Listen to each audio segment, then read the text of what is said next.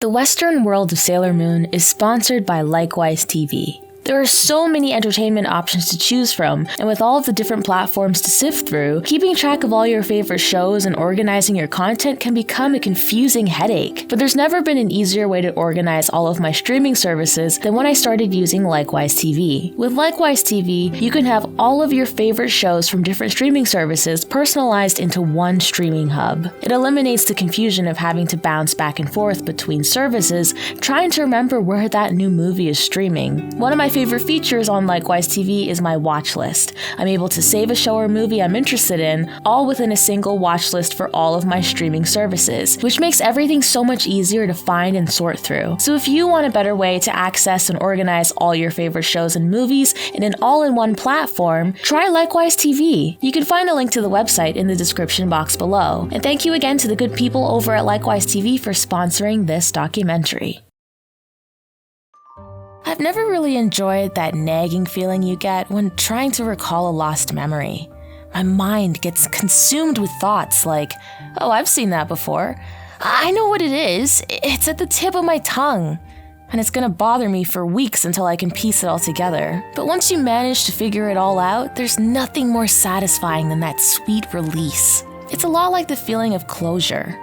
Once you're able to arrange together all of the missing bits, finally get a clear picture of the good and the bad, and can make peace with everything, only then can you bury the hatchet and move on. And that nagging feeling finally ceases. The chapter can safely be closed without any remaining baggage or loose ends, and that memory can now be tucked away in a pristine condition. Because nothing is quite as satisfying as getting all the answers.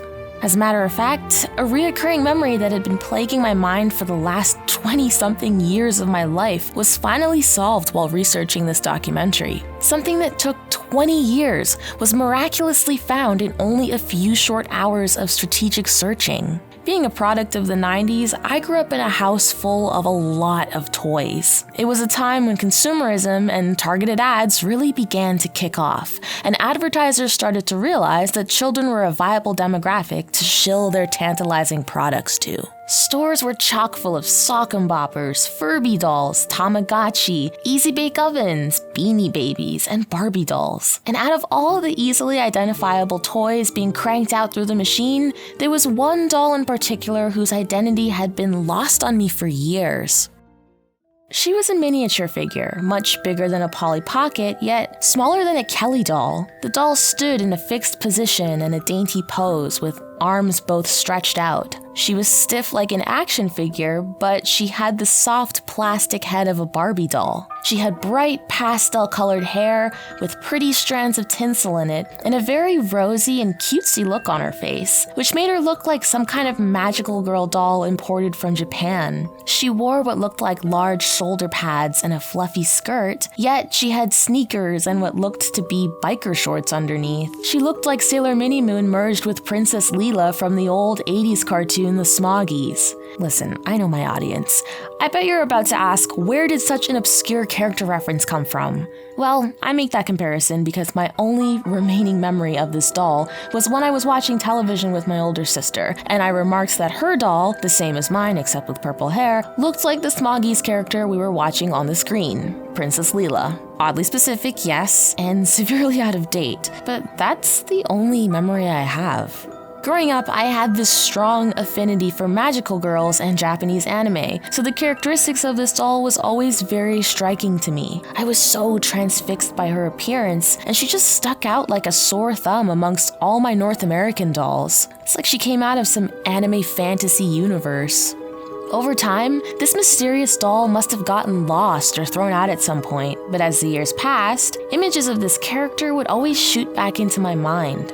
I've made a few attempts to find it over the years, and it always led me nowhere. I figured I'd never find it because at best, it felt like some random bootleg toy you'd pick up at a flea market. I made all these plausible theories to try to soothe my burning questions about this toy's identity, and it just wasn't good enough. There was no way this doll was just a bootleg. Its design was way too complex. But without any starting point to really branch off of, all I could really do was drop my search. Fast forward to September of 2021, and as I'm laying in my bed, obviously doing some heavy in-depth research for this very film that you're watching, I get a weird ping. And suddenly, something in me felt inspired. So I decided to go do some digging. Don't you just love distractions? First, I tried to pick my sister's brain. I thought there was a slight chance that maybe she'd remember something about it after all these years, but unfortunately, she didn't know. No luck. It definitely wasn't going to be that easy. Next, I tried to retrace my steps with brief descriptors for the doll, and for the next hour or so, Google would be my best friend.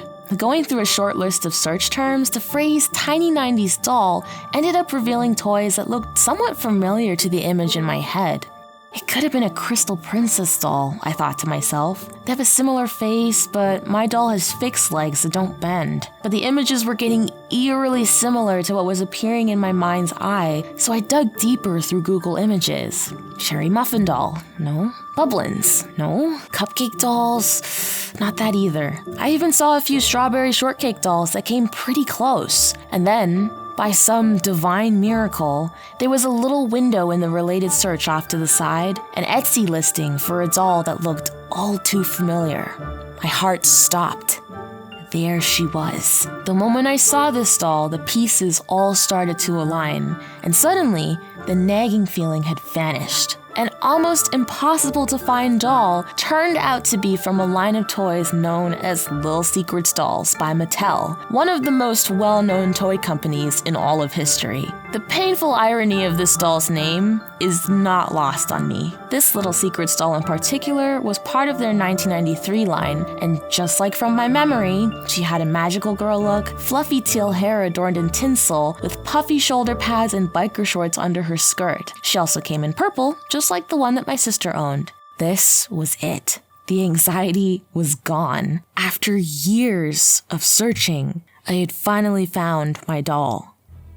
So, why did I bore you with this brief anecdote about my incessant search for some random toy? Well, it closely relates to the subject of my most recent Lost Media deep dive. Magical girls. Like I said, I've always had this hyperfixation towards anything that was more in the magical girl realm, hence the Little Secrets dolls. And this next story required almost that same amount of patience and planning. The anticipation of both felt very similar, as well as the uncertainty that I'd even find anything at all. Actually, a lesson in patience is probably the biggest theme of what you're about to see tonight. In this chapter of Tales of the Lost, I search high and low attempting to track down a famous piece of magical girl lost media, the notorious unaired pilot known as Saban Moon, a failed attempt at Americanizing Sailor Moon before the original anime had been dubbed over for Western audiences. Through my investigation, I managed to gain new insight to its creation through tracking down previously unexplored leads, and very quickly found myself sent on what felt like an endless wild goose chase. Were these persons of interest able to lead me to a pot of gold? Or did my efforts leave me with a giant goose egg in hand? If you'd like to find out, grab your wands and get ready for the bumpy ride into the western world of Sailor Moon.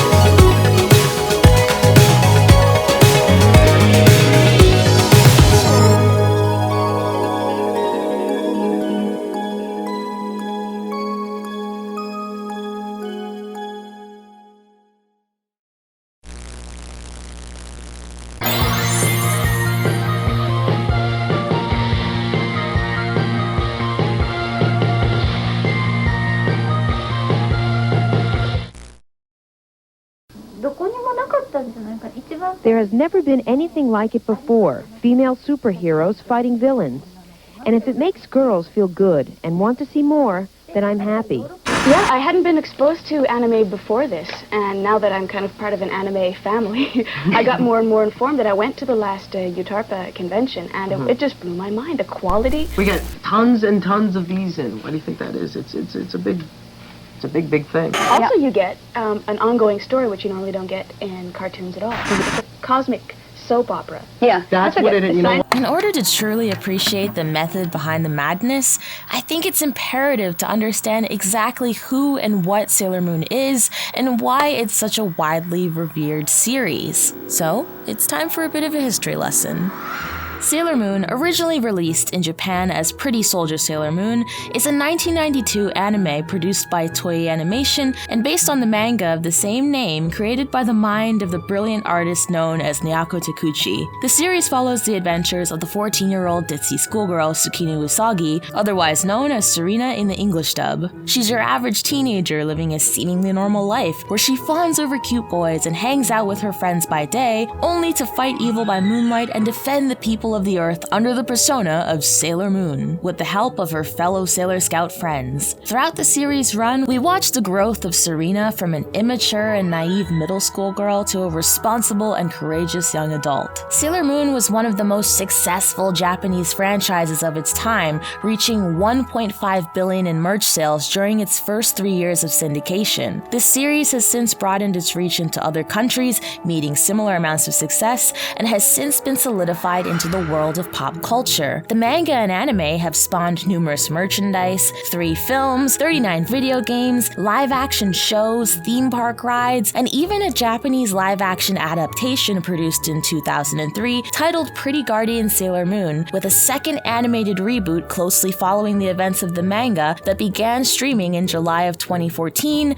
known as Sailor Moon Crystal. Though originally meant to be catered squarely at teenage girls, Sailor Moon has had a pretty widespread impact on many audiences on a diverse spectrum. The series managed to attract a large male audience with its more shonen tones, as the series was more action-oriented through its gritty monster of the week battles in each episode, something previously foreign to the glam and glitzy magical girl genre. Sailor Moon became the blueprint for many magical girl anime preceding it through its unique storytelling, action-oriented battle sequences, and strong incorporation of real-life fashion trends, along with having much more glamorous items and detailed transformation sequences than previously seen in its genre. The show not only left this huge mark on the magical girl scene, but also the animation industry as a whole, even if that impact seems very subtle today. Its influence and style can clearly be seen in an array of Western fantasy cartoons we widely enjoy because many of these animators grew up watching Sailor Moon. This cartoon was a lot of people's first introduction to anime in the early 90s. Even if you weren't part of the target demographic and core audience for the series, chances are you've seen this titular character repurposed or parodied in other media, whether it be through inspiration or through gags. Now, could you believe a show so saturated in glitz and glamour actually changed people's lives? Sure, at first glance, Sailor Moon looks like any run-of-the-mill girly anime by today's standards, but the show actually had a lot more cultural significance on animated media and society than you'd believe. The series created this shift in the animation industry as a whole, and still had enough magic left in it to leave a lasting impact on its very diverse community of fans. This show saved people's lives by helping a lot of youth with their own coming out experiences and journeys of self-acceptance.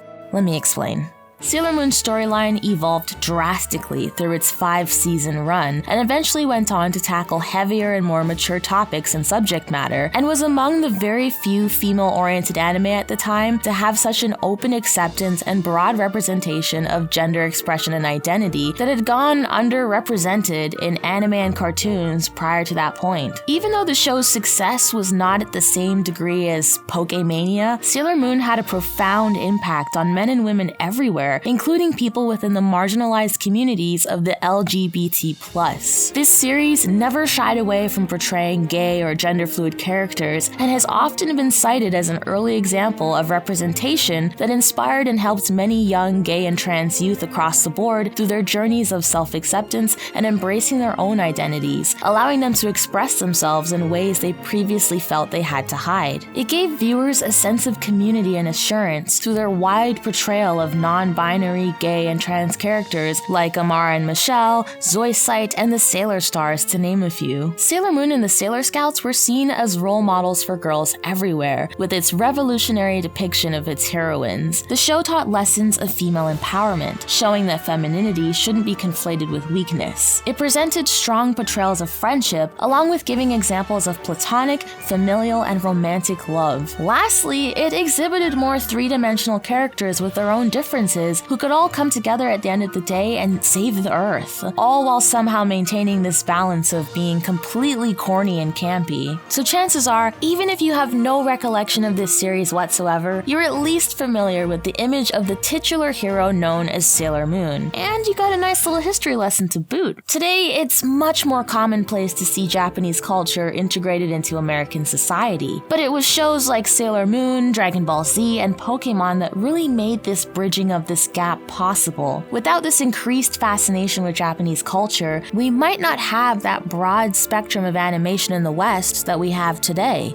So we see references of Sailor Moon echoed in media from time and time again. The show has had a large cultural impact on communities everywhere, and yet this widely beloved show didn't always have the easiest time on its climb to the top. Did you know that Sailor Moon had been met with a series of cancellations in North America before eventually finding its height of success? There were actually quite an alarming amount of barriers the show had to push past before and after it made its debut in the West. Thousands upon thousands of people would have never been changed and inspired by this series if not for people pushing for its success behind the scenes. And what, might you ask, was keeping this series alive behind the scenes?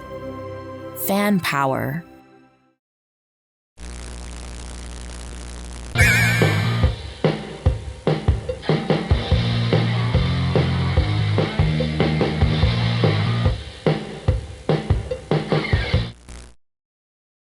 One extreme form of obsession with technology is the information junkie.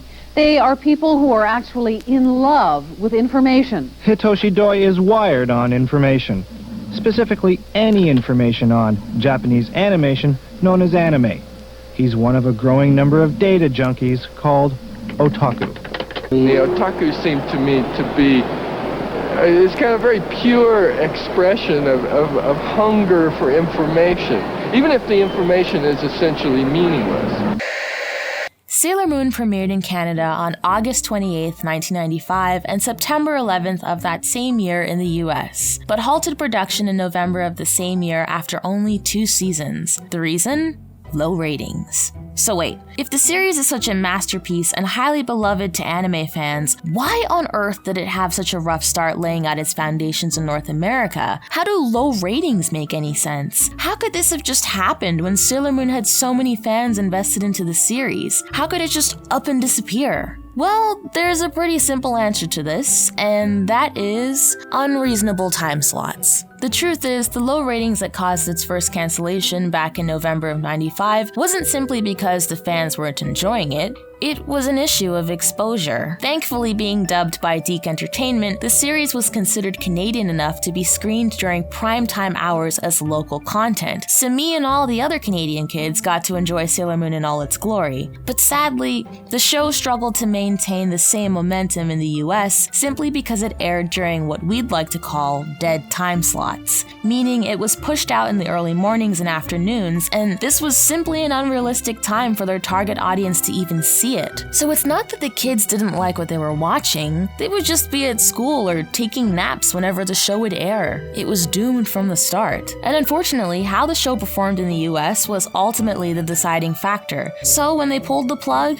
fans were devastated. And from that devastation created an online frenzy. Fans were so passionate about its cancellation cancellation that their efforts to resuscitate the series through petitions and passionate letters started to gain coverage by local news stations intrigued by this very vocal fan phenomenon. Online, Sailor Moon developed this huge cult following among anime fans and was responsible for the surge of online fan communities and websites in the early to late 90s. The anime was so widely loved that a study done in 2004 showed that there were over 3 million websites about Sailor Moon, compared to the 491,000 websites for Disney's most well-known character, Mickey Mouse. The internet was just the perfect medium for these die-hard Sailor Moon fans, also known as moonies, to share their addiction. Although the show met its untimely ending before it could really plant its roots, the fans that were watching just knew they had something special, and the internet made it that much more easier to connect moonies from all over the world. They now had a place where they could keep up to date with news from Japan, look through spoilers, fan theories and release dates, review and discuss dub comparisons, and even write their own fan fiction about the series. The internet kept fans in the know about what was in the original series versus what was shown to them through overly censored dubs. Being a moonie was like being a part of this secret niche society. We were big in numbers, but also somehow quiet all at once. And even though moonies were small in numbers, their impact on the future of the series was strong, and would serve as one of the earliest examples of the power of petitioning online, a method of online activism that, while common today, was completely foreign at the time. From the cancellation of the series birthed the website known as Sailor Moon SOS. It was created as a hub for fans to share information about the series, but more importantly, it was the unofficial fan campaign website advocating for the re-airing of Sailor Moon. After the series was cancelled, fans gathered over to SOS to sign a petition that garnered over 12,500 signatures. At the time, those numbers were huge. The site was full of passionate fans who all shared one main objective: bringing back Sailor Moon.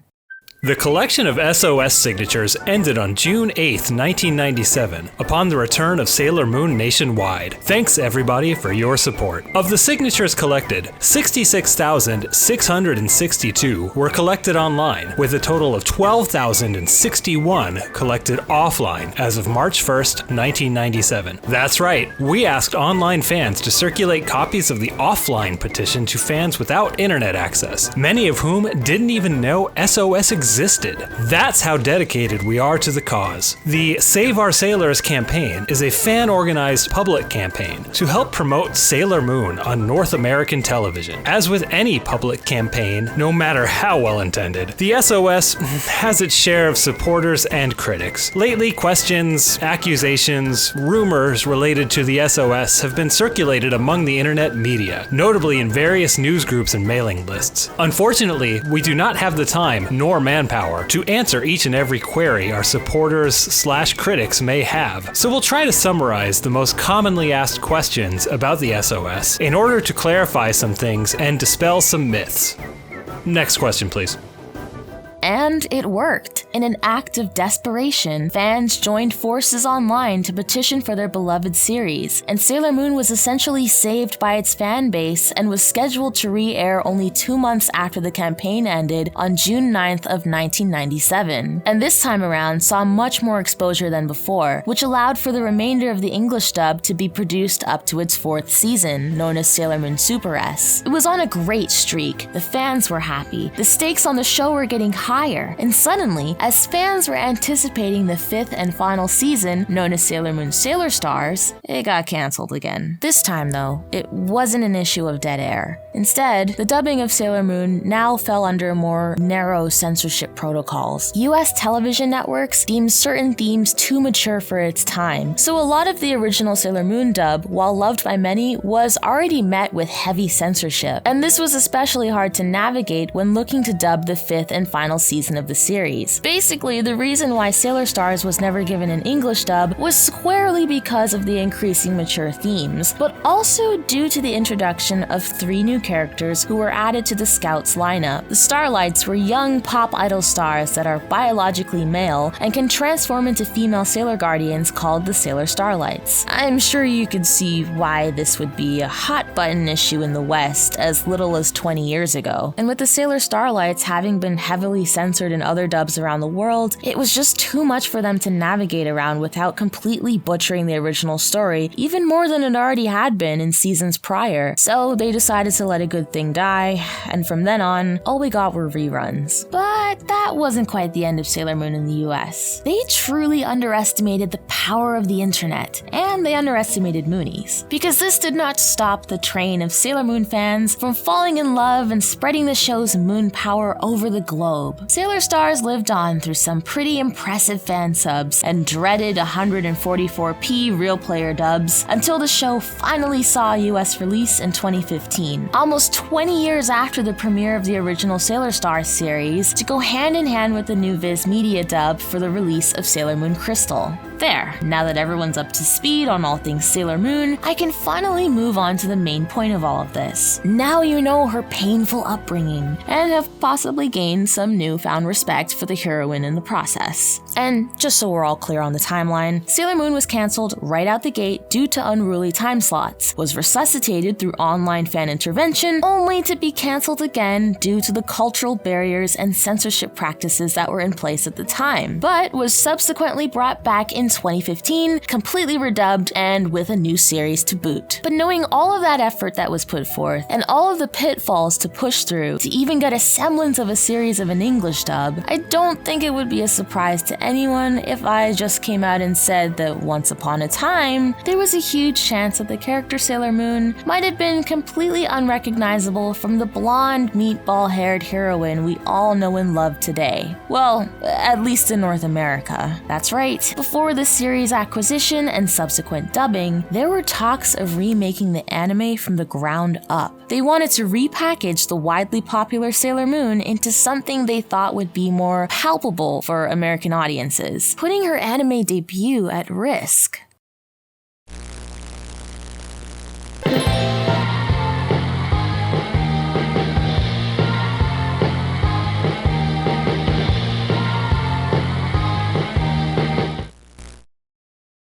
Once upon a time, we almost didn't get the iconic character we know and love today. And instead of being saved by fan opinion, this time Sailor Moon's fate was completely out of the hands of the public. The year was 1993. The massive success of Sailor Moon in Japan had the series extending its reach to places like Germany, Italy, and Latin America, just to name a few. With the series being so positively received and the money rolling in worldwide, Toei Animation was ready to shift their focus onto a heavier market for a stronger return. Their sights were set on the world of the English speakers. But while it was relatively easy to distribute the anime in other countries, finding a decent distribution company in North America and Europe would prove to be a much harder task. And with the increased number of fans online producing their own bootlegs and fan subs of the series, Toei had to act fast. Meanwhile, in North America, Saban Entertainment's Mighty Morphin Power Rangers, a heavily edited and Americanized version of the Japanese series Koryu Sentai Jewel Ranger, was the highest rated kids show on broadcast television. Saban had concocted their own show by using the fighting sequences and action shots from the original Japanese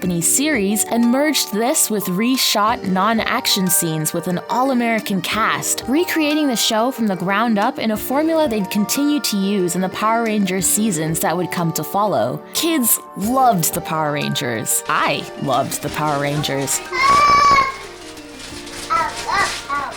And with this windfall of success seen from the Power Rangers, American distributors were now on the hunt for the next cool Japanese import. Rocky Solotov, head of the animation company known as Toonmakers, eventually caught wind of Toei's plans to have Sailor Moon distributed to the English-speaking market. He got in touch with Toei's American division, known as Renaissance Atlantic, the company that acted as the middleman between Toei and Saban to create the Power Rangers, to pitch and produce an idea of their own. Rather than simply acquiring securing the licensing and dubbing the anime into English, Toonmakers approached Renaissance with their own unique ideas for the show and wanted to take things a step further. And Renaissance was all on board. In a joint venture on the bidding war for the licensing of Sailor Moon, Toonmakers teamed up with the Power Rangers producers, known as Renaissance Atlantic, to pitch a completely different Americanized concept of the successful Japanese anime to the Fox network. With Renaissance's previous history melding together live-action hybrids like the Mighty Morphin Power Rangers, the company conceptualized a pitch of the new series, which was to be half live-action and half Western-style animation. The pitch was dubbed Project Y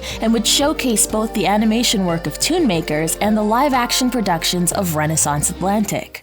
The plot of Saban Moon would revolve around 5 high school girls who would get up to your regular teen antics by day, but veering away from the original plot, by night, these girls, now known as the Princess Warriors, would save outer space, rescue their defeated princess comrades, being Neptune, Uranus, Saturn, and Pluto, and seize the jewels of power from the clutches of the evil Queen Beryl. One of the more notable differences, mentioned by Rocky Solotov in his Anime Fringe interview, was that in an attempt to appeal to a wider American audience, he wanted for the show to feature a more ethnically diverse cast, among other noticeable changes. The all-Asian cast was swapped out, and instead, Sailor Jupiter was now black, Sailor Venus was now either Latino or Mediterranean, with Sailor Moon and Sailor Mercury both now white. Sailor Mercury, more specifically, now had paraplegia and used a wheelchair. Sailor Mars was the only character in the group to have her nationality kept the same. Luna the cat also had a bit of a makeover, as she now had a white coat instead of black. If Luna hadn't been mentioned in the lyrics to the 2-minute video, it would have been difficult to identify whether or not this was a new cat entirely, or if it was actually the character Artemis, Luna's companion in the original series. But it was noted in the Anime Fringe interview that although Luna's color was altered, they did, in fact, intend to introduce Artemis later in the series. For whatever reason, they made the decision to swap their colors. Eventually, Toonmakers produced a 17-minute proof of concept video along with a 2-minute music video, both of which were directed by Rocky Solotov of Toonmakers. Renaissance Atlantic presented this concept to Toei, but ultimately, in the end, this pitch was turned down, as this venture would have cost significantly more than simply exporting and dubbing the anime, and as a result, Toonmakers lost the bidding war, Project Y was cancelled, and the licensing was handed over to Deke Productions to dub the first 2 seasons of Sailor Moon for an English-language release in North America. Since its inception in 1993, much information on this unaired live-action pilot had been kept confidential between Toonmakers, Renaissance, and Toei Animation.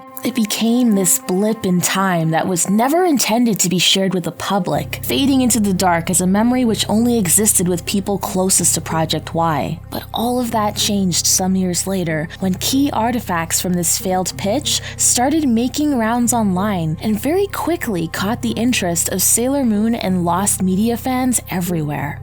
In late 2012, the contents of a California storage locker rented by Raymond Diacavaci, a former employee at Toonmakers, had been sold. Among the items discovered and resold were concept art, original animation cells, and other artwork related to Project Y. This was the first time the public would catch wind of the existence of a full 17-minute pilot script, and pages of the script, with dialogue and notes included, were then scanned and released to the public. This had seemed like a monumental breakthrough in the search for this lost series, but if not for the release of this footage right here some years prior, it's likely that none of the contents in this storage locker would have ever been taken seriously.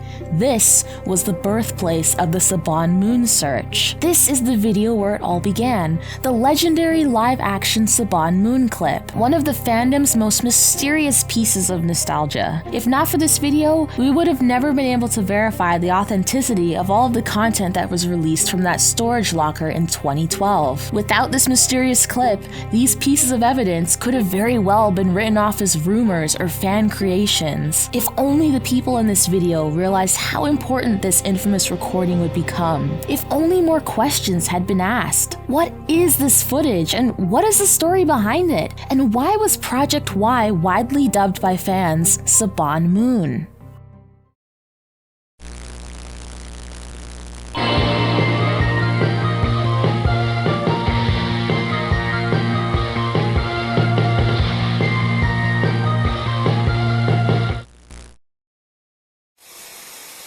This was the video that started the hunt for Saban Moon. Without this clip, the tale of Saban Moon would have gone mostly buried. It wasn't until this video surfaced that questions began to arise in the community. And for this discovery, we all have a man by the name of Alan Hastings to thank for this deep descent into unearthing Saban Moon. You're probably wondering, what is this video? How did it make its way online? And who the heck is Alan Hastings? This mysterious recording showcases the lost 2-minute music video for the live-action Sailor Moon pilot created by Toonmakers and Renaissance Atlantic. Apparently, after its cancellation, this footage had been showcased for promotional purposes at conventions here and there. This recording specifically was from an exhibition at an Anime Expo panel in 1995. The music video was presented by Lightwave 3D developer Alan Hastings, whose previous company, known as NewTek, was instrumental in developing the graphic software which Toonmakers had used to render some of their animations. A convention attendee managed to tape the event, re-uploading it to the internet where it began to spread like wildfire. 16-year-old.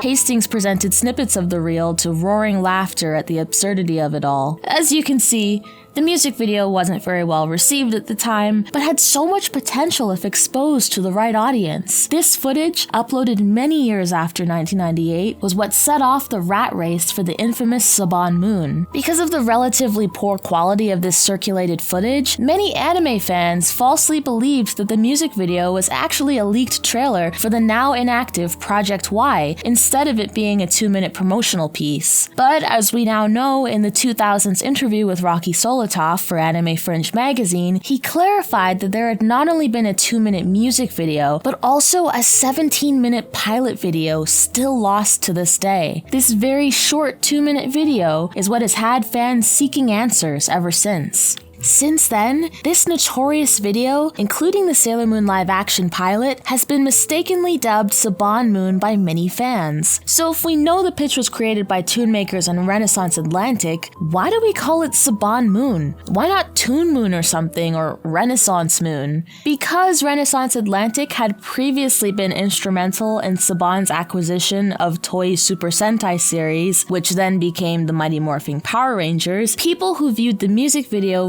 mistakenly believed that Saban had actually created it and began to call it Saban Moon. However, Saban had nothing to do with this project. It was more of a familiar name by association, and because of its initial confusion, the moniker for Project Y kind of stuck and solidified amongst fans. It is incredibly lucky that this footage was even captured. Without it, the Toonmakers iteration would be all but a rumor. But while the music video had been showcased at conventions here and there, to this day, the full 17-minute pilot has never been publicly released. Since Saban Moon came to light, petitions have been released in an attempt to have the lost pilot shared to the public, but these petitions, unlike in 1997, have gone largely unacknowledged. In my investigation, I intend to not only uncover this lost pilot episode, but also, if possible, a high-quality recording of the original music video showcased by Alan Hastings at the Anime Expo of 1995. This deconstruction of the music video was just the beginning. I had to dive much deeper to unearth more potential leads. In order to get more answers, I needed to conduct a more thorough investigation. So it was time to head to the drawing board. But before we can take this plunge, I think it's important to get any confusions out of the way and review the other attempts that had been made at Americanizing Sailor Moon. And yes, there have been other attempts.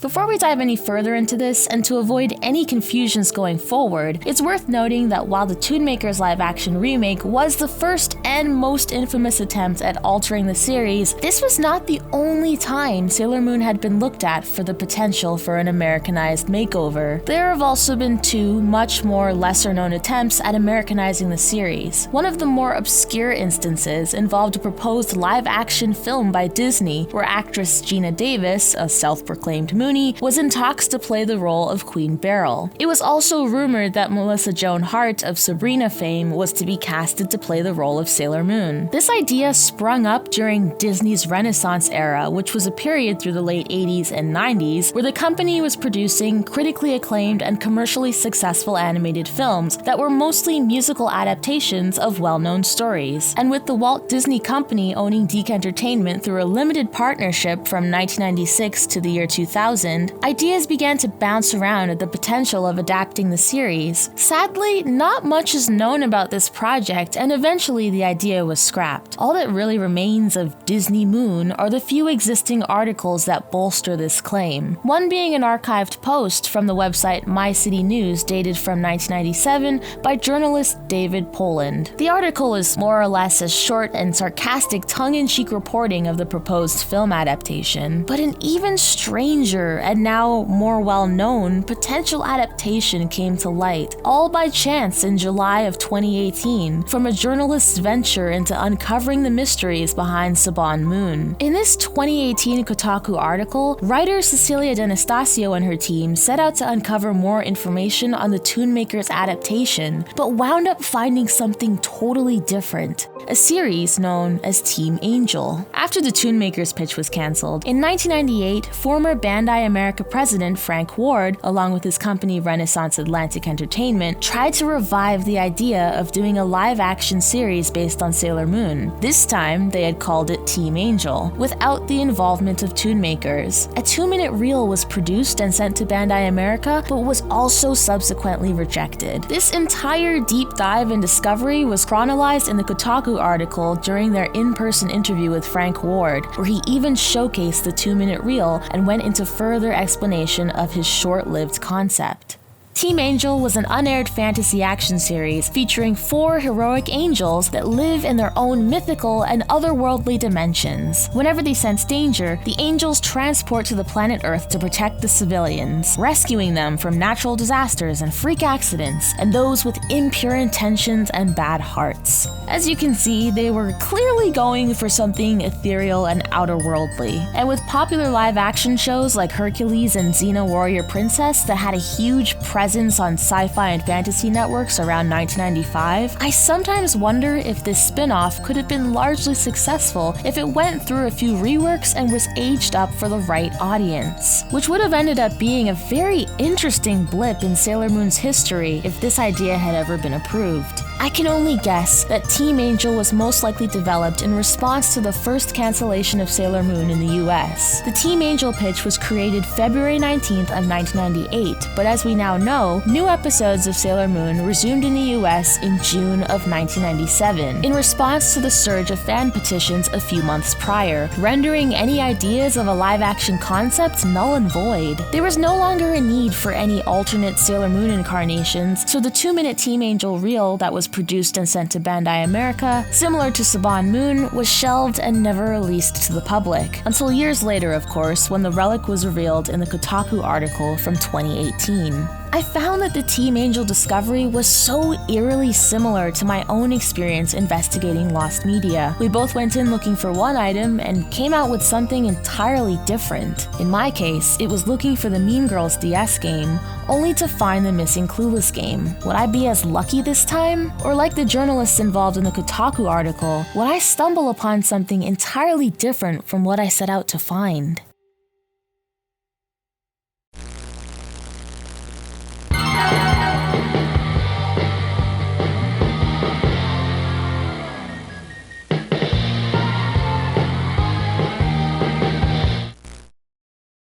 So, what are we looking for exactly? My hope is to find a clean copy of the 2-minute music video, the full 17-minute pilot, and if possible, any extra footage that had been filmed in the studio for Project Y. But before diving into my search, the best place to start was at the beginning. I had to gather all of the possible clues from the information already readily available, along with some sources that have gone severely overlooked, though sitting in plain sight. Surely somewhere in that sea of information, I'd find some leads, and maybe even come up with new theories surrounding Saban Moon. So here are some facts we know about Saban Moon and its relationship to the original series, along with evidence and theories that can be pulled from said information. Number 1. The Toonmakers logo and Sailor Moon prototype merch. Some of you may be surprised to hear that there are a handful of remnants of Toonmakers Sailor Moon that still live on in the DiC dub. In the 2-minute music video presented by Alan Hastings, we can very clearly see the familiar Sailor Moon logo from the English dub, widely known to Western audiences. But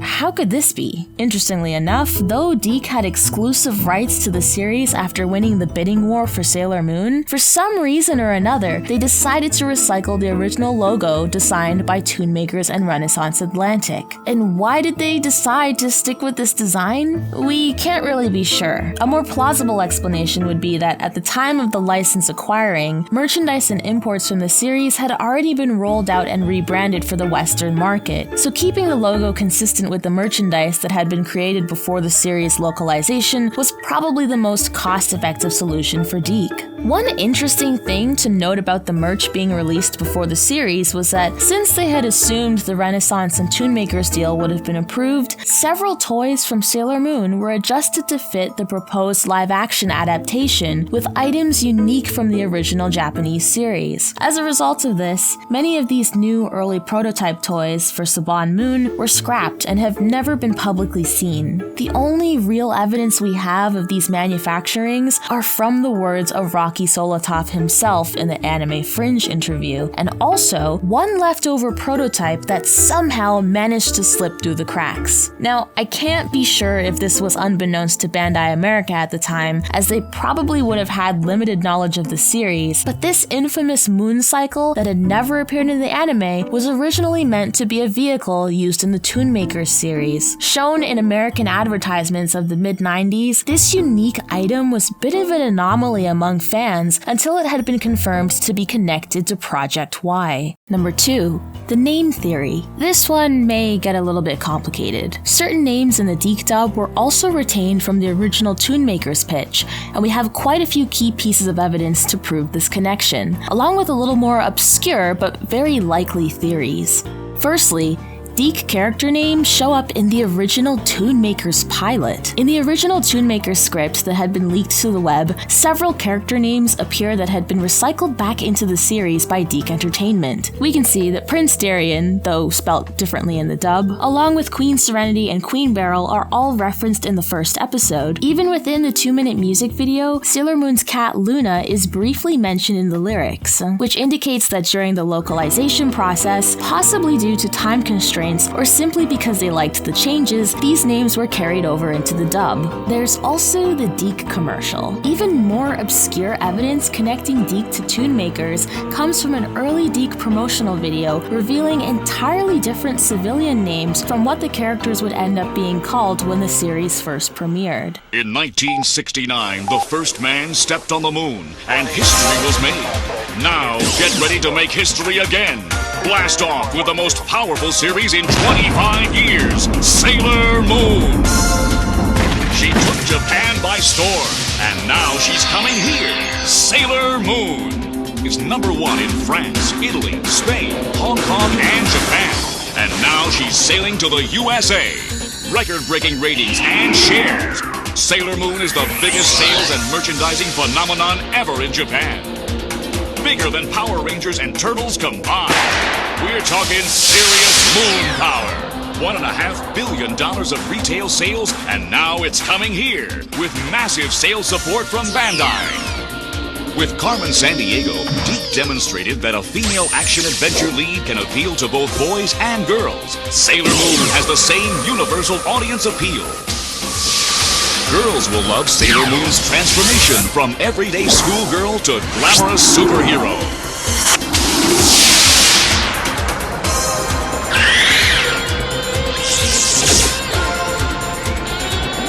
Boys will love the non-stop action. This is an action-adventure series that will blow your mind. With powers granted by a celestial guardian named Luna, who takes the form of a black cat, and with the magic of her secret incantation, Moon Power, an ordinary high school girl named Victoria transforms into the superhero known as Sailor Moon! Her friend Blue becomes Sailor Mercury! Her friend Sarah becomes Sailor Jupiter! Her friend Dana becomes Sailor Mars! her friend Carrie becomes Sailor Fetus! The sailors are aided by a mysterious stranger known only as the Masked Tuxedo.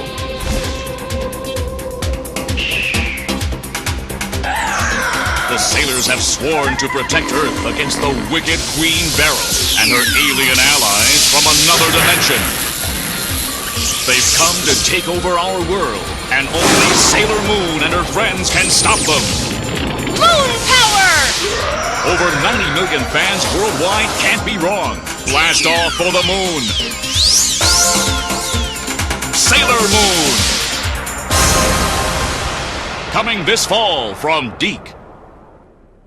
Amy is now Blue, Lita's name is Sarah, Ray is known as Dana, Mina is now called Carrie, and Serena is now named Victoria. Oh, and Tuxedo Mask is now known as the Masked Tuxedo. Why Tuxedo Mask's name had been flipped around to the Masked Tuxedo, only one could guess. Perhaps they had intended Darian's alter ego to be more of a Zorro-inspired character, as his redesign seems to have more of a Hispanic flair to it, and there's the fact that Darian is a name of Spanish origin. It's hard to say what direction they were going for, as Prince Darian's alter ego is alluded to but never actually revealed in the pilot script. I believe that these new names that show up in this early Deke promotional video may have been these characters' true identities in the Toon Maker's adaptation, including the Masked Tuxedo, before the series was handed over to Deke. Unfortunately, the civilian names of each Sailor Scout hadn't been included in Rocky Solotov's original script, but rather their Princess Warrior names. But with what we know about Deke retaining some of the original Toon Maker's names from both the song lyrics and the original script, it's entirely plausible that these identities of the Sailor Scouts from the pitch could lie within this early Deke promotional video that was made to shop the series around to different networks. I mean, the likelihood of this is just way too high to ignore at this point. So I tried to investigate this a little further. The Toon Maker's music video had this huge late 80s to early 90s bubblegum flair to it, so the cheesy eccentricity of the video was literally a product of its time. Since the show had a bit of a dated flair to it, I decided to look up a list of the most popular female names of the 1980s and 1990s, and sure enough, all of the names with the exception of Blue appeared to be highly ranked on the list. For the 1980s, Carrie is number 77 on the list, and for popular names of the 90s, Sarah placed number 4, Victoria at 19, with Dana at 164. Now, this might seem like somewhat of a stretch, but let's consider the fact that these names are of the top 200 names on a list of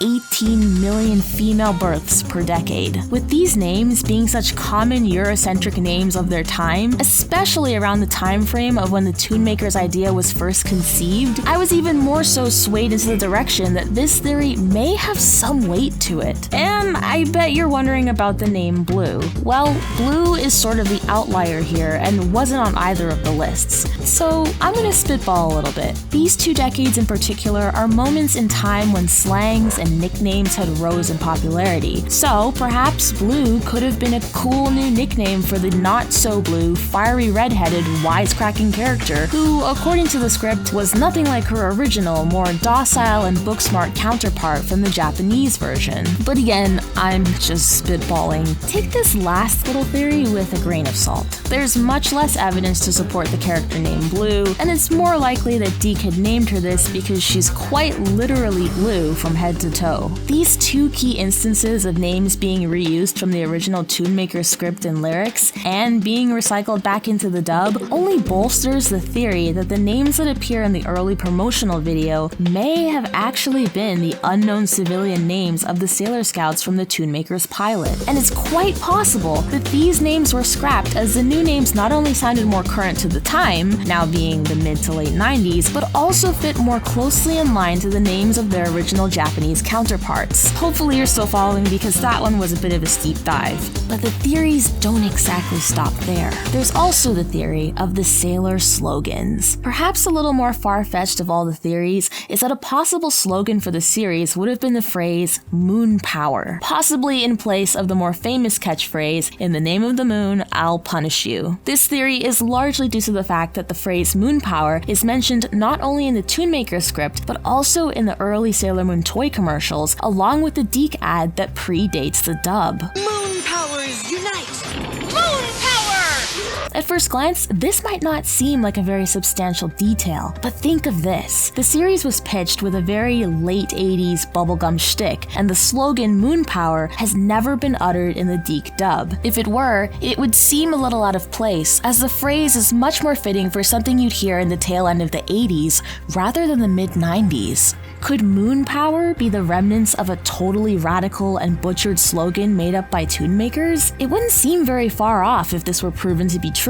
I mean, children's programming of the late and early 90s was in no shortage of corny dialogue.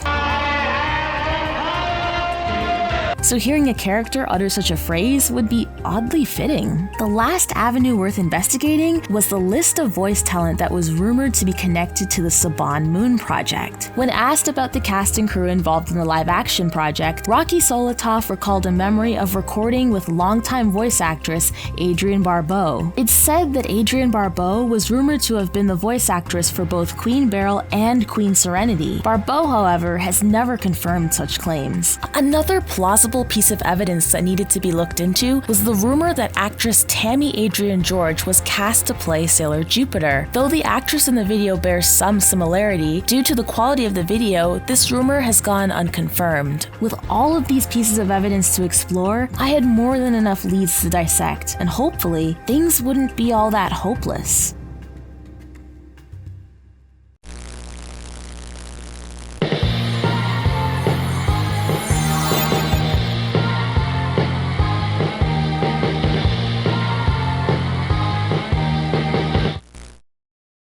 I was able to unearth and come up with several different theories from my thorough investigation. From evidence and facts that had been floating around on the web, I ended up producing an array of different sources to begin looking into. So many possible theories and names attached to certain aspects of Project Y. It was just a matter of if and how quickly these names would respond, or more importantly, if I'd even get a response at all. Over the next few weeks, I reached out to voice actors connected to the project, employees at toy companies like Bandai and Irwin. I searched high and low for Deke employees that were working around the time of the series licensing, along with reaching out to key entities that stood out and had either worked at tune makers or closely with the company to any capacity. And even with all these newfound avenues to explore, they all led to dead ends. The closest I had come to making any sort of contact with my leads was when I got through to Adrianne Barbeau's agent. They informed me they would relay the message to her and get back to me in time. But unfortunately, that was all I would hear from her team. Some weeks later, I received a response from an individual over on Instagram. Could it be Adrianne Barbeau? Nope. It was from a man by the name of Dale Hendrickson, a name I stumbled upon during my search that popped up with some sort of association to tune makers. I felt at that point I had exhausted every avenue possible, and though I was a little apprehensive at first to reach out so informally, I decided to take my chances. When he responded on that fateful day, my heart sank in relief. Oh hey, that could be interesting. I was involved in the project. It was a rather strange project. So long ago. I'll have to refresh my brain on that one. That's amazing. It was actually so hard to find anyone with ties to the project. If there's anyone you know of from the company that you're still in touch with, I would love to have them featured as well. Any extra info would certainly add more to the documentary. I could send you a handful of questions via email in the coming days if that's alright. Is there an email I could forward the questions to, by the way? Have you contacted Rocky Solotov? I haven't spoken with him in years, but he was the main producer for animation. His company was called Tune Makers.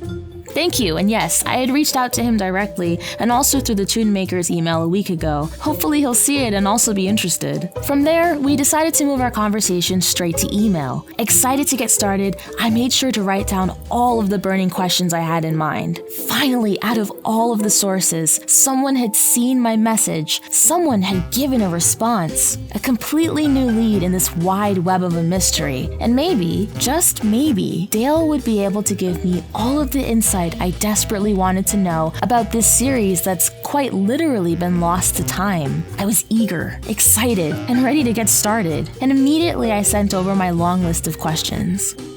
I let a few days pass, figuring he would probably need some time to sit down and answer everything, and at the end of that same week, Dale had reached out. Hey Raven, sorry for the late reply. Things got really busy leading up to the holiday. These are great questions, and I admit I'm surprised by the interest, or that there would be a cult following of sorts for our little project. Do you know the name Frank Ward? He was a primary producer who brought the project from the original property owners from Japan to Saban Entertainment and ultimately to Toon Makers. I'll have more time later next week to discuss further. Have a great weekend.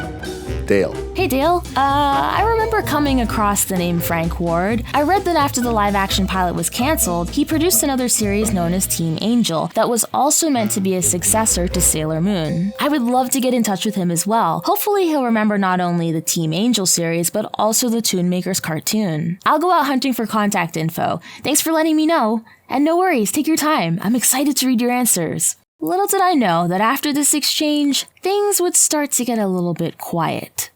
Hey Dale, I hope you've been well. Just wanted to touch base to see if you had a chance to look over the questions. I'm hoping to have collected all the interviews by the 25th, so I have time to splice everything together for its release date for the end of the month. Hopefully that's enough time for all the sources to submit their answers and respond, and if not, I'm willing to extend the deadline. Just let me know. Hey Raven, I should be able to answer your questions this week. Things got busy over the past week and weekend. Hopefully you're able to contact Rocky as well. Take care, Dale. Hi Dale, just sending a follow-up message to see if all was well from the last time we spoke. Have you had a chance to look over the questions I sent over? Once I have everyone's interviews collected, I should be able to figure out how I'm going to present those portions so I can wrap up the documentary from there. I'm hoping to have stuff released 2 weeks from now. Let me know if there's anything you had questions about or if you need more time. Thank you. Sincerely, Raven. At this point, I was absolutely sure I wasn't going to be hearing back from Dale. It had been around 43 days since our first meeting, and I still hadn't come any closer to any sort of answers. I knew patience would ultimately get me closer to finding answers, but with so many days of dead air, I was beginning to lose hope and worried if maybe he'd gotten cold feet. It was beginning to feel like a weird game of cat and mouse. And then, suddenly, on the night of August 31st, Dale finally responded. Hey Raven, sorry for the late reply. If it's not too late, I can try and answer your questions. I'll look them over and see what I can do. Hi Dale, thank you and no worries. I'm glad to hear you're okay. Would you be able to have it sent before the end of the week if possible? Thank you, Raven. I should be able to. A sense of relief set in. I don't know people's lives. The man probably had more important things to tend to. But rest assured, later that night, the following message made its way to my inbox. And our conversation went a little something like this. I am Dale Hendrickson. I was surprised to see the date on that clip you sent, 1994. I thought it happened in 1998 or something. Memories. And I definitely don't remember that giggling laugh track. LOL indeed. At that time, I was doing character design on The Simpsons. I had known Rocky of Toon Makers through industry connections. He asked me to come on board on an after-hours basis to help with the project. I would go over to his studio on lunch hours and evenings. I was helping with character design and art direction. Toon Makers was in the works since 1991. Can you recall your time at the company? Did you work on many different projects or just the Sailor Moon pilot? My time with Toon Makers was strictly freelance and part-time. If Sailor Moon went to series, I might have considered more involvement. Do you remember these animation cells? Yes, I may even have some of those cells. Have to check my storage locker. Did you know anything about the original Sailor Moon series prior to working on the Americanized pitch? Yes, I was definitely aware of the original. I thought it was really strange. This dude in a top hat floating around having some kind of romance with Sailor Moon, or everybody for that matter. I couldn't quite figure it out. One thing was for sure, American audiences would never understand it either. Or so I thought. The cultural differences were so apparent in anime, and I did think a niche audience would find it here, but not mainstream. Having said that, I was very intrigued with anime in general. I thought the movements were almost non-existent, but the still graphics that they would zoom into, maybe animate a hair falling over one eye for emotional effect, were amazing. I thought US animation could learn a lot from anime. We'll answer more tomorrow. I was excited to see that Dale was able to get through some of my questions, and I was very eager and more hopeful at this point that I'd hear back from him. The next day, there was silence. I tried to reassure myself that, though it took a lot of time and persistence, he would probably be back to discuss more. And that day turned into weeks. And after sending a brief follow-up message, not wanting to bother him, still nothing. But after patiently waiting exactly 2 weeks, a new message came in.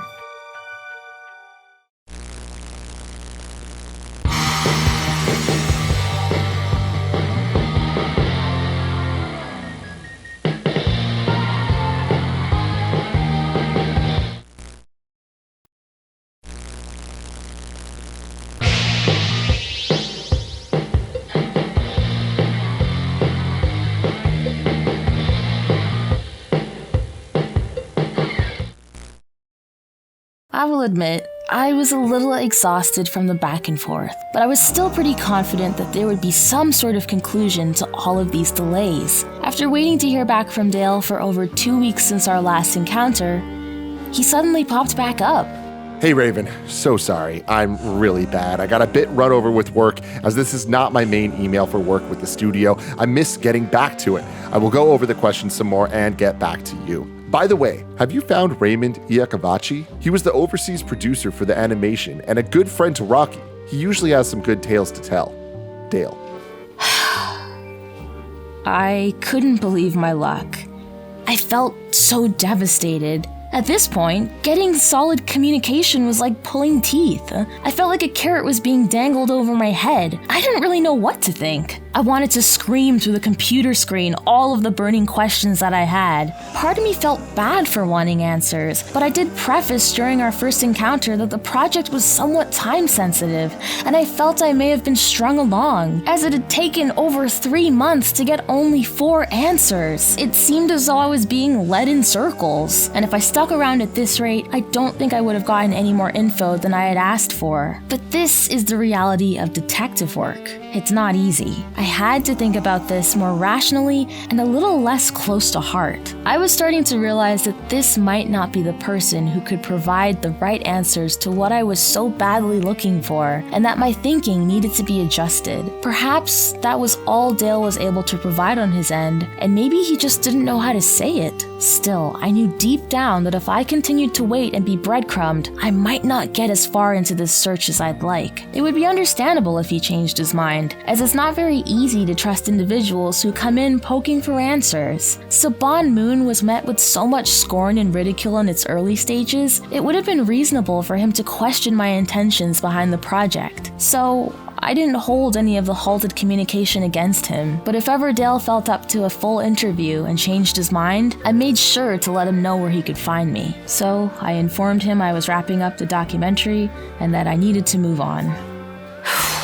Hi Dale. Unfortunately, I'm gonna have to move forward with the documentary as I've had to push back the due date too many times. If you'd still like to get the rest of the answers in, then I can accept them no later than October 2nd, but anything beyond that most likely won't work. I'll still most likely be posting a follow-up documentary in the future if the first one is well received, so no hard feelings if you're unable to make it this time around.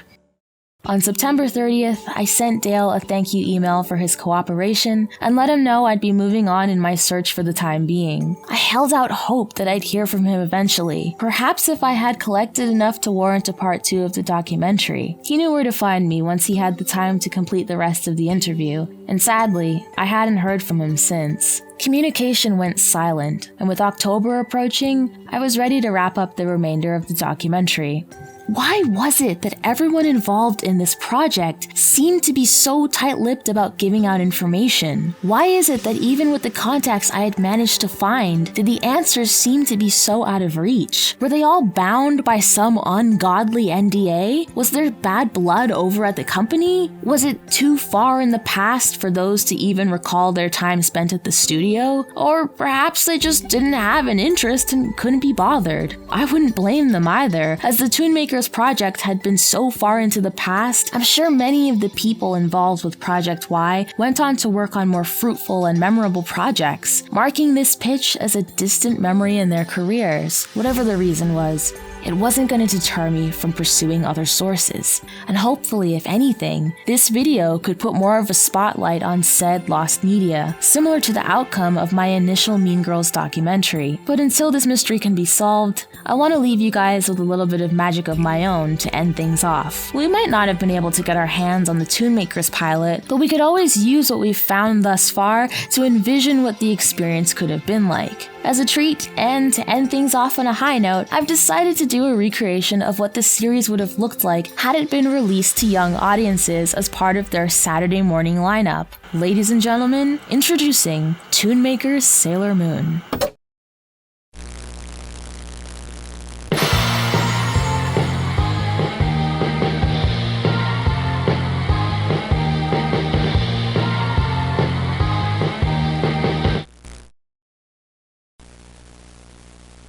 You asked for more teenagers with attitude, well, Saturday's lineup just got a little stronger. From the forces that brought us the Power Rangers, make way for a new set of heroines in town sent all the way from the rising sun.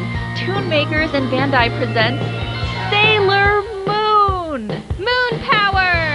A new batch of glamorous teen queens with attitude. Join Sailor Moon and her team of Sailor Scout friends. Sailor Venus! Sailor Mercury! Sailor Mars! Sailor Jupiter! 5 warriors sent to protect the Earth from the forces of evil. Princesses to your sky flyers! Quickly! Everyone to the galleon! Reborn to restore peace and love to their moon kingdom and take down the evil Queen Beryl and her villainous henchmen. Moon Tiara Magic! Sailor Moon, premiering this Saturday morning only on Fox Kids.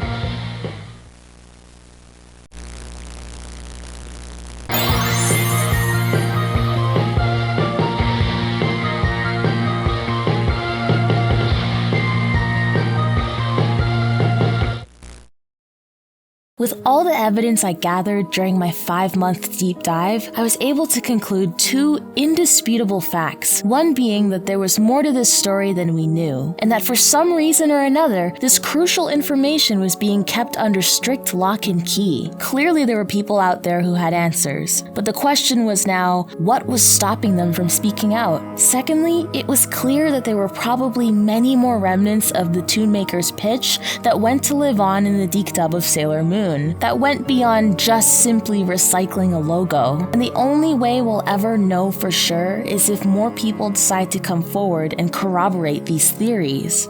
Though it had little resolution, getting in contact with Dale gave me some glimmer of hope that more information was still out there, just withheld from the public eye. Even though communication had died, Dale was still a unique and valuable source that hadn't given any public interviews of Saban Moon prior to our communication. Being able to dig deep, find a new person of interest, and make contact regardless of what answer I got, I had to look at that as a step in the right direction. I thought leaving stuff as it was would have been a satisfying enough conclusion, and I had already spent so many months on this project. But still, I felt unsatisfied with my progress, and I just didn't want to give up. I felt like I was standing on something much deeper, so I decided to give it one last go around, retrace my steps, and see if maybe, like my search for the little secret stalls, just maybe I wasn't being specific enough. So I sat down and thought back to my search. Looking up the phrase Toon Makers didn't reveal all that much. The company was so old and hadn't been active in years. Aside from Dale, a handful of wiki articles, some interviews with Rocky, and a small handful of employees such as Raymond and Alan Hastings, it almost felt like no one was attached to this project. Then, I thought back to my interview with Dale, where the last pieces of evidence were collected. Perhaps there was a clue there that went overlooked. During our interview, Dale had mentioned most of the team had consisted of part-time and freelance animators who worked on Project Y. Part-time and freelance. Brief descriptors. And then it hit me. Little did I know that one small detail would drastically alter the course of my investigation. Like my investigation of the little secret stalls, this time when I searched, I would make sure to use short, descriptive, yet succinct terms. Just tell it exactly how it is. Animator at Toon Makers, freelance. Bingo.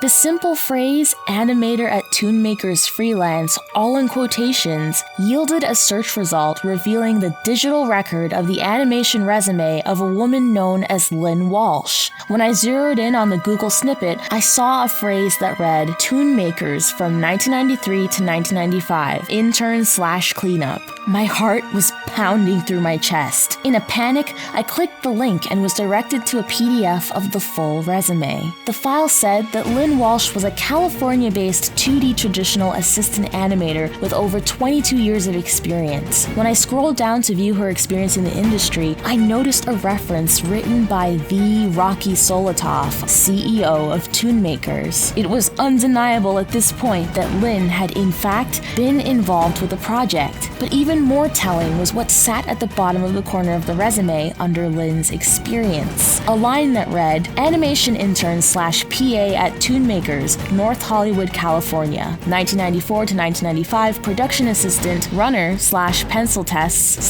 / cleanup, Pagemaster CD-ROM, and Sailor Moon live action and animation. This hunt was far from over.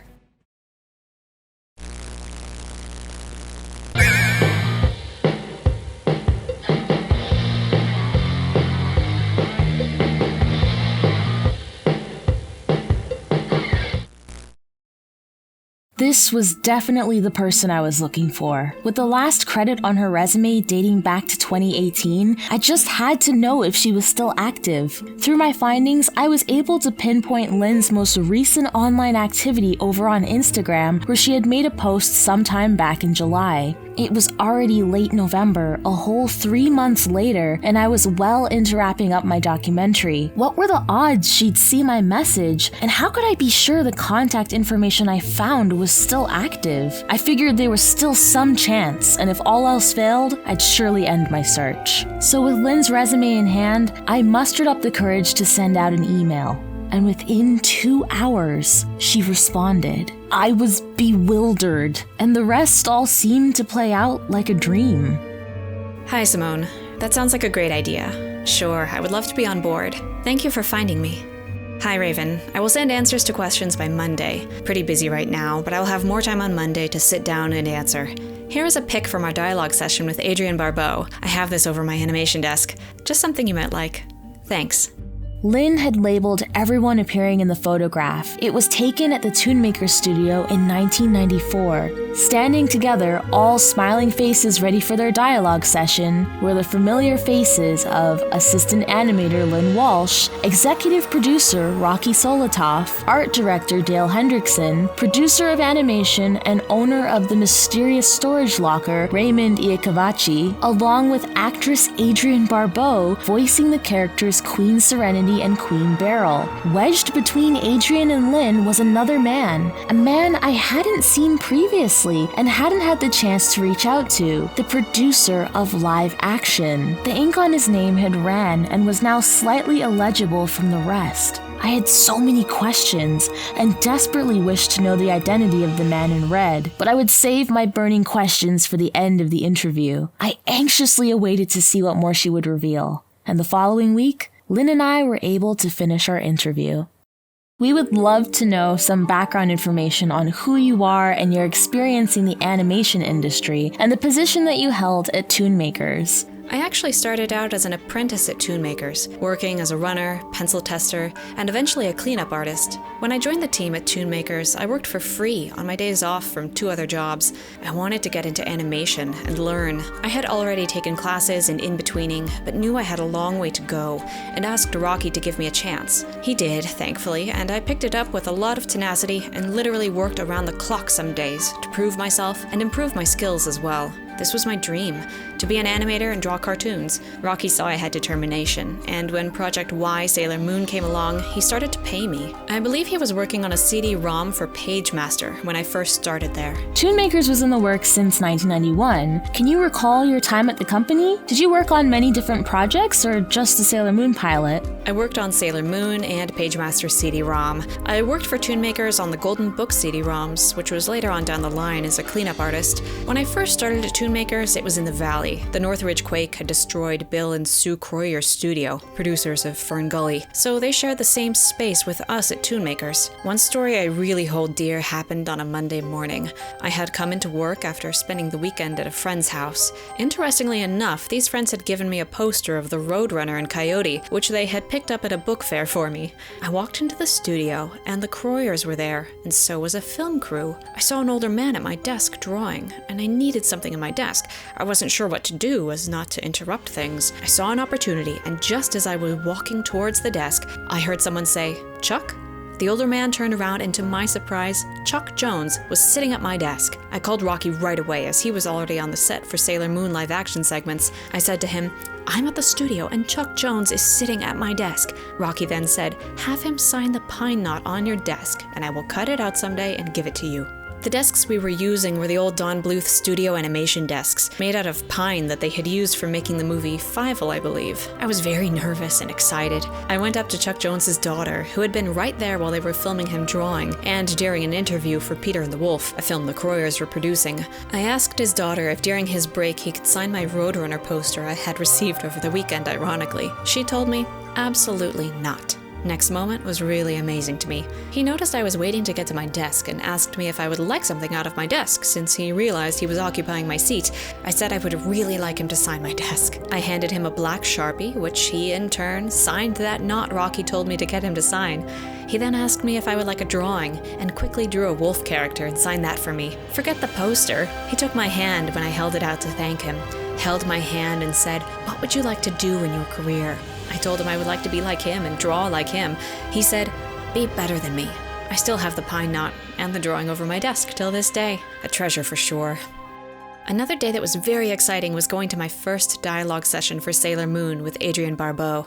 That was such a fun day. It was all new to me, watching how the acting meets the animation, taking in the movement and figuring out how it will translate to paper. There is true magic in animation, especially in traditionally hand-drawn. You are literally breathing life into a 2D drawing. Another day as a runner for the live-action segments of Sailor Moon, I was on the set we used at a Hollywood soundstage. The set was from the TV show Saved by the Bell, the boarding school I think the girls go to in the show. I also remember the cat and the cat wrangler, which I had never heard of, and I do remember them filming a scene where one of the main characters is looking out the window in her room, sitting with her cat. I'm not sure if the cat had telepathic powers, but it seems to me it may have, if I recall. This was all so new to me, and it was really great to get to be behind the scenes, since most of the time animators are behind the desk only.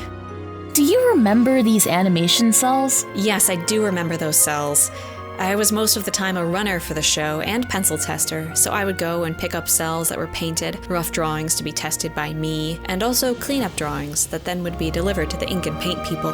Did you know anything about the original Sailor Moon series prior to working on the Americanized pitch? Not really. Do you have any recollection of the process behind the creation of this animated pilot? The process is like any other animation project. A story, character designs, storyboards, dialogue, timing, animation key poses, assistant animation, pencil test, cleanup artist, final line, ink, paint, camera, film. A lot of the process has been minimized over time as drawing on a Cintiq with programs such as Toon Boom Harmony give the animator and the creator an all-in-one studio with no need to have so many moving parts. Would you be able to share any animation slides, test animations, or character sheets that you had worked on during your time at Toonmakers? I have no original work from this show. There was a music video for the series that was displayed at a convention by Alan Hastings at the Anime Expo of 1995. Does this look familiar? Would you happen to have an original copy of that music video? And if so, would you be able to share either the full video or snippets with us and the rest of the Sailor Moon community? I have no idea. Were you aware of this lost pilot gaining somewhat of a cult following and niche fanbase over the last couple of years? No, but I think it's awesome and hope someone else will pick up the mantle and will make it happen. Young girls need superheroes that are female. A script was posted from the original 17-minute pilot, and I've attached some scans in this email, but makes no mention of the characters' real/civilian names. It instead names each Sailor Scout, i.e. Sailor Moon, Sailor Jupiter. Do you have any recollection of what the characters' human names were? Some people speculate that instead of Sailor Moon being called Serena, she would have been named Victoria in this version. I do not recall. While the dubbing of Sailor Moon was in the works, the American toy line of dolls by Irwin were being produced much earlier, around the time of the Toonmakers pitch. I understand some preliminary designs were slightly altered in order to have some gadgets and wands in the show eventually be marketed as toys. Do you remember any of the gadgets from the show? I did not know there was merchandise, or recall gadgets. After the conclusion of the original Sailor Moon series, a live-action adaptation in 2003 was released in Japan known as Pretty Guardian Sailor Moon. The live-action adaptation was similar to shows like Power Rangers and Ultraman, and was its own entity separate from the original anime. In a perfect scenario, if Toonmaker Sailor Moon was released, do you think it would have been able to succeed alongside the run of the animated Sailor Moon series, considering how popular shows like Power Rangers were? Not sure if it could compete with Power Rangers, but now I think it would do well. Do you have a personal favorite Sailor Scout? No favorites. What was your favorite part to work on? It was my first job in my career in animation. It was all pretty magical times. My dreams were coming true, ever since I was a kid, drawing cartoons and watching Saturday morning cartoons on TV. Would you know of any other employees who had worked on the team for this pilot project that may be able to assist us in getting more answers? I have fallen out of touch over the years with the other people on that team, except Rocky. I will be forever grateful to him for taking a chance on me. Are there any current projects you're working on that you'd like to share with us? Right now, I am working on a few projects, mainly character designing. Can't really chat about them. I do have a website that people can check out. Sorry, no Sailor Moon stuff on there. Thank you for putting this all together. Looking forward to your finished work. Thanks for asking me to be a part. Happy holidays. Lynn. From what I was able to conclude from my interview with Lynn, we now had a lot more insight on the filming of the series. Here's what we were able to conclude. The characters had attended a boarding school, and this was the primary setting of where the live-action portion took place. We have some idea of what the set would have looked like, as Lynn mentioned the live-action portion was shot at a Hollywood soundstage. More notably, they had used the same set from the show Saved by the Bell. The final episode of Saved by the Bell aired May 22nd, 1993, with Saved by the Bell College Years running from September 14th, 1993 to February 8th of 1994 that comprised of only 19 episodes. Though a short-lived series, both Saved by the Bell and the College Years spin-off were shot at entirely different studios. Knowing Project Y was filmed at the same location as Saved by the Bell in 1994, we can deduce that the actual location of the studio was more likely that it was filmed at Columbia/Sunset Gower Studios, where College Years was filmed from 1993 to 1994. It seems even more plausible they had filmed here when you keep in mind the fact that they had reused certain set layouts and that the Toon Maker's iteration of the series would have taken place inside of a high school dorm. And with that in mind, it would have been easy to remodel certain sets from the college dorms on Saved by the Bell College Years to better fit Toon Maker's vision. So I tried to do a side-by-side comparison, and from the few screenshots available from Saban Moon, when we overlaid the two, we can kind of see some striking similarities in the sets used, such as the shot of the girls in the dorm and the shot of the characters dancing in the hallway. To take it a step further, I wanted to confirm that it had in fact been filmed at Sunset Studios, so I attempted to contact them myself to see if they maybe had a list of all the production companies that had shot at their studio dating back to 1993. I called the Sunset Studios to confirm this, and unfortunately, they weren't able to forward me to the right people to verify this, as their sources were out of office, so I ended up leaving a voicemail. The cat Luna was in fact telepathic, echoing the sentiments from Rocky Solotop's interview with Anime Fringe, meaning they most likely didn't use any sort of special effects for the cat's mouth during the live-action scenes, aside from the cat speaking in the animated segments. Making live-action Luna telepathic would have been more cost-effective considering the budget constraints that were already in place. At some point, the studio was shared between employees of Toon Makers and Bill and Sue Croyer's studio due to the Northridge earthquake of 1994. Another interesting fact to take away from that interview was that legendary American voice actor and animator Chuck Jones, responsible for iconic characters like Bugs Bunny and the Looney Tunes, was present in the studio for the creation of Toon Maker's Sailor Moon. In addition to all this, we now have roles accurately associated to certain crew members for Project Y. Lynn Walsh worked as the assistant animator, Rocky Solotov the executive producer, Dale Hendrickson the art director, Raymond Iacovacci had the role of producer of animation, and we now had second confirmation that Adrianne Barbeau was in fact cast to voice Queen Beryl and Queen Serenity. This claim has now been solidified with actual photo evidence, though it's still unconfirmed if actress Tammy Adrian George was set to play Sailor Jupiter or if she had any other involvement in the project.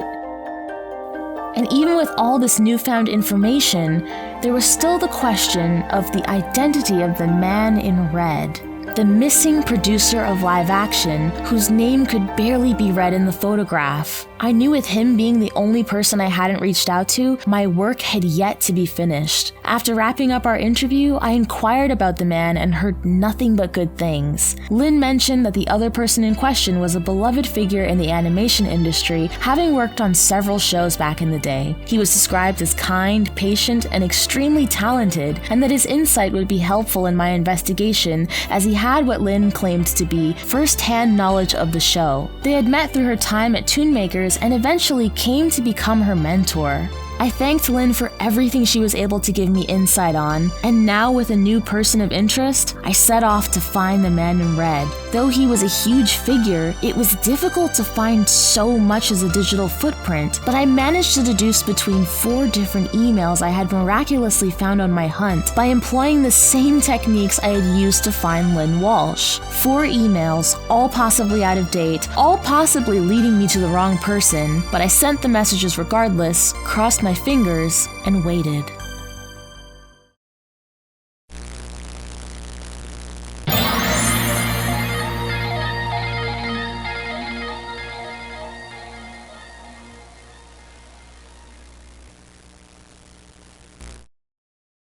After a few days, the first 3 emails I had sent seemed to bounce back. Those email addresses either had full inboxes or were no longer in use, and I must have forgotten that I had reached out to 4 addresses rather than 3. So mistakenly thinking they had all failed, I was ready to throw in the towel and conclude my documentary. But exactly a week later, a message had reached my inbox, and it was a reply from the man in red. Hi Raven, well, this is a surprise. I don't even remember taking this picture. I'll tell you what, Rocky Solotov and I are still very good friends. Would you like to interview us both at the same time? We could bank off each other that way. Rocky has a great memory for things like this. Let me know and just use my email address below. Oh my